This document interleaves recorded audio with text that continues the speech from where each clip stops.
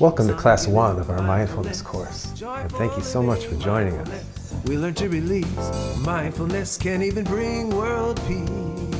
In our introductory video, which I recommend you watch if you haven't yet, we define mindfulness as a way of flipping a switch between being lost in thought and being fully present and aware in this moment. Flipping that switch, we come back. We're more aware of whatever we're doing or whatever is going on, including our thoughts and our emotions. And it's a practice that we have to come back to. We have to keep flipping that switch over and over throughout the day. But we can be patient and keep on doing it. And the benefits are really great.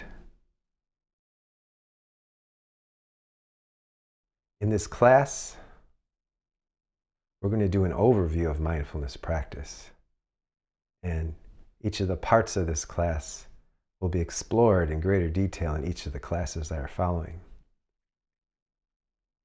This overview includes daily practice and formal practice, being mindful of simple activities like brushing our teeth or working out, being mindful and aware of the thoughts that come up, the emotions that we feel,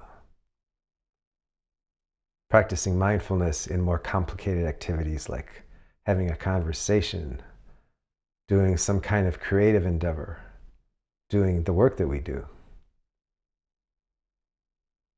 And toward the end of the week, we'll put it all together and practice mindfulness of whatever comes up. Life's not so bad, but it could be so much more. More joy, living more fully. I mentioned the benefits of mindfulness. And there are quite a few, and they're quite wonderful. When we practice mindfulness, we flip that switch and we come back to the present moment. We experience life more fully. Whatever we're doing, whatever we're feeling or thinking, even though we don't get lost in thought, we're more aware of our thoughts and we feel our emotions more, whether they're pleasant or unpleasant. And this awareness of whatever we're doing helps us to do whatever we're doing much better. We're more involved and we're more aware of all the aspects of what we're doing in the moment. One example is a workout. I do a rowing machine workout sometimes. And it's a very simple movement. It's just this over and over again. So it can get to be boring, in fact. And it's a real easy thing to get lost in thought and go on automatic pilot during that workout. My rowing machine has a little mini computer, and it has the rate it's going to take me to row 500 meters, which is an indication of how fast I'm rowing. And I notice when I get lost in thought and I catch myself and I come back, most of the time I'm rowing at a slower rate than I intended to. For another thing,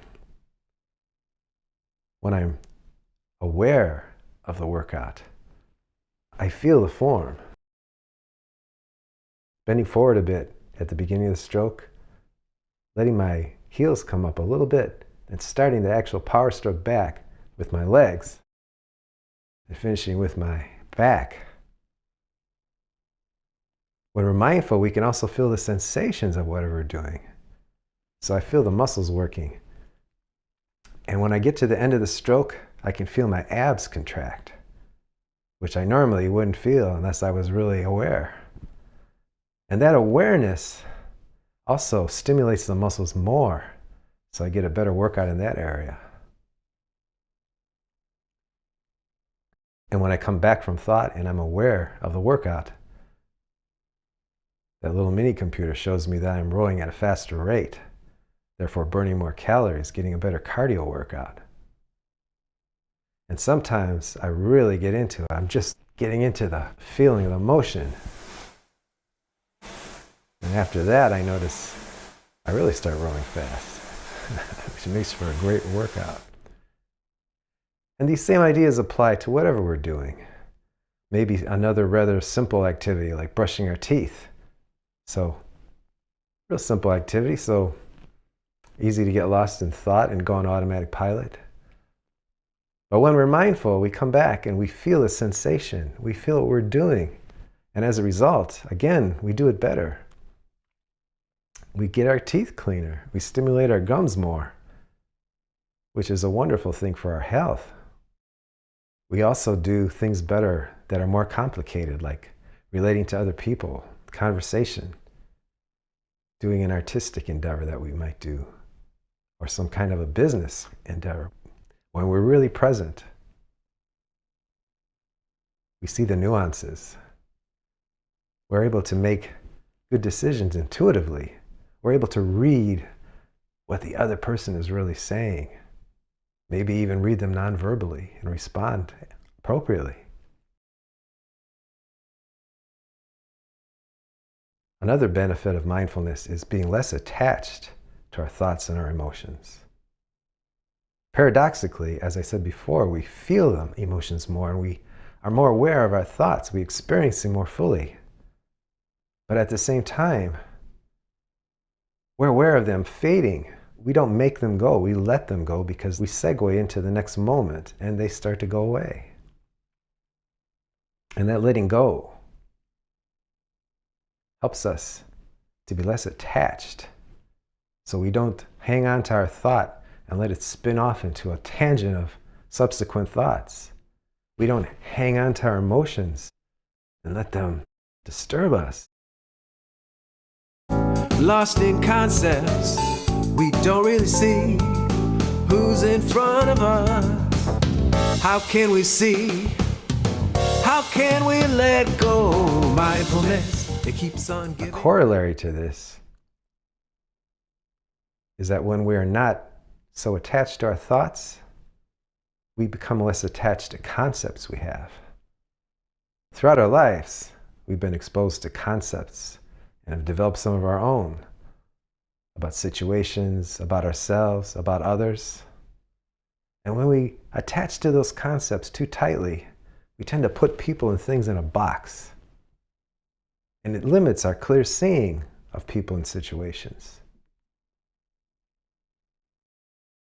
Perhaps there's somebody we don't like too much. We have a concept about them that they're not very nice. So if we hang on to that concept, every time we see them, we're going to kind of dread it and put them in that box and just assume that's how they're going to be. But if we loosen our hold on that concept and come back once again to the moment when we're interacting with them, we might discover that they're not really awful all the time. We might see situations where they're pretty nice because things are always changing and people are always changing. So when we let go of these concepts and we're more open to whatever is happening in this moment, we gradually develop an increased acceptance of whatever's going on and of ourselves and whoever we're interacting with. We still have preferences. There's still things we like and we don't like, but we tend to accept them a little bit more. And part of that acceptance is because we know and we experience that whatever it is, it's going to change. So this acceptance makes us more loving. We develop more self-love, even with our foibles, and if we have crazy thoughts and crazy emotions from time to time, make mistakes, we accept it. More accepting of others and their foibles, knowing that they're always changing. More accepting of situations, knowing that what seems to be a bad situation is going to change too. And a good situation isn't going to last. The next situation is going to come along, so we don't try to hold on to and perpetuate it so tightly. And as a result of this acceptance, we become more loving, which is a wonderful thing. How about the big question? Who am I? What's life all about? Why are we here? Another benefit of mindfulness practice is that we become open to insights, those aha moments, those intuitive answers that come in. Maybe we're trying to make a decision about something. Maybe we're trying to solve a problem. And I don't know if you're like me, but I can go through all kinds of analysis, pros and cons. Or say I'm looking for a place to live, checking out all kinds of different places. But when it comes down to the final decision, it's more like an intuitive answer. Maybe it was fed by the analysis, but when it really comes down to it, it's the feeling. Other types of insights we can get are those big ones. Insights as far as the big questions of life. Who am I? What is life about? Why are we here? And these insights may not come in verbal form. It may be hard for us to describe them, or maybe we can. But again, they're this kind of intuitive feeling. But even if it's hard for us to describe them in words, the feeling of these insights can help us feel more at home in the world. Again, more accepting of who we are, what we are, and of life itself. Maybe an insight that we're all part of life itself. These are some of the big, wonderful benefits of mindfulness practice.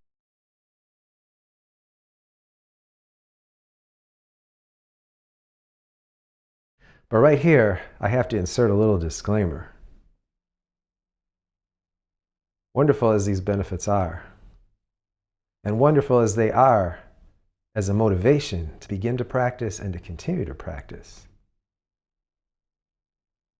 let's not turn them into goals. Let's not turn them into standards of comparison as to how we're doing, especially when we're practicing mindfulness. Because wonderful as these ideas are, they're still thoughts. And if we get hung up in them and then spin them off into judgments about how we're doing, that is taking us away from the very mindfulness practice that we're doing. Now, these thoughts invariably will come. And again, we're mindful of our thoughts, so we notice them. But we let them go, just like any other thoughts. So that's a definition of mindfulness practice and a description of some of the benefits. In our next section, we'll go into the actual practices themselves.